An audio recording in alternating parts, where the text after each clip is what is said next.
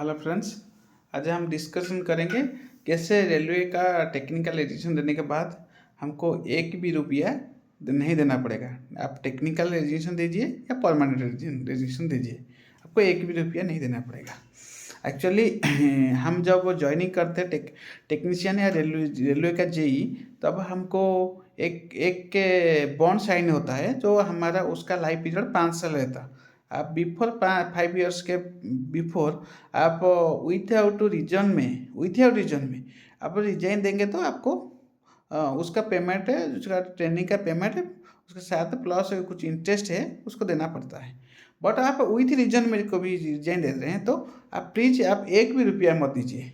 मैंने देखा हूँ बिहार का कुछ आदमी जो लोको पायलट में था और हमारे साथ ज्वाइनिंग किया था, वो कुछ कुछ अमाउंट, कोई 1 लाख, कोई 2 लाख, कोई 2.5 लाख ऐसा दे के वो रिजाइन दिया है। मेरा एक फ्रेंड है, खुद वो जेई था, वो भी आसपास 3 लाख दे के एक 1 ईयर का उसका सैलरी का अमाउंट वो दे के और ट्रेनिंग का पीरियड का वो दे के रिजाइन दिया। तो मैंने भी, मेरा 4 साल जॉब हुआ था, बट मेरे को जब रिजाइन दिया, मेरे को स्टेट गवर्नमेंट में जेई आ गया तो मैं रिजाइन देने के लिए एक लेटर दिया। तो मेरे को रेजिग्नेशन लेटर के लिए वो मेरा लेटर एक्सेप्ट नहीं किया।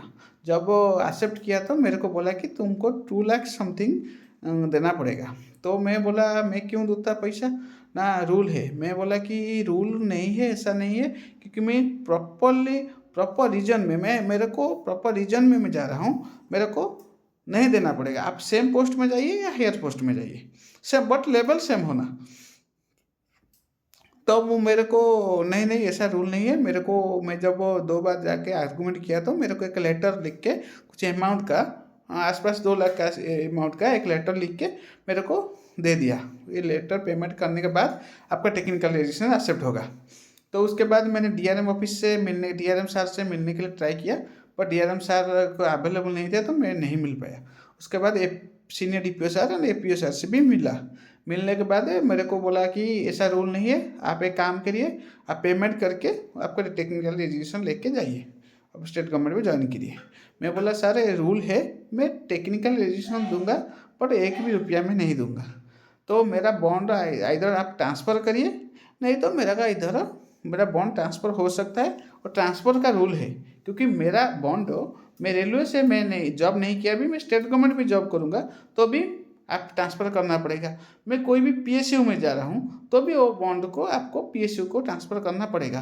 वो मेरे को थोड़ा आर्गूमेंट किए एपीओ सर। उसके बाद मेरा क्लर्क भी आर्गूमेंट किया, वो मेरे को नहीं दिया। उसके बाद नेक्स्ट डे मैंने जाके फिर एक बार गया, मैं बोला कि आप मेरे को रेजिग्नेशन ले ही देंगे तो मैं एक आरटीआई फाइल कर रहा हूँ, उसके बाद मेरे को रूल है कि नहीं है। तो उसके बाद मेरे को जो आरटीआई में फाइनल आएगा तो उसके हिसाब से मेरा करना।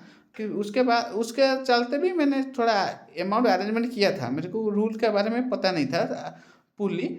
उसके बाद मैंने एक रूल बुक्स, मेरा फ्रेंड हेल्प किया, मैंने एक रूल बुक कलेक्ट किया। उसके बाद 1978 का रूल है कि उसी का हिसाब से आप एक हायर पोस्ट को जा रहे हैं तो आपको कुछ भी अमाउंट नहीं देना पड़ेगा, या आप सेम लेवल का दूसरा पोस्ट को जा रहे हैं तो आपको कुछ भी अमाउंट नहीं देना पड़ेगा। आपको क्या करना है, वो बॉन्ड आपको शिफ्टिंग करना है।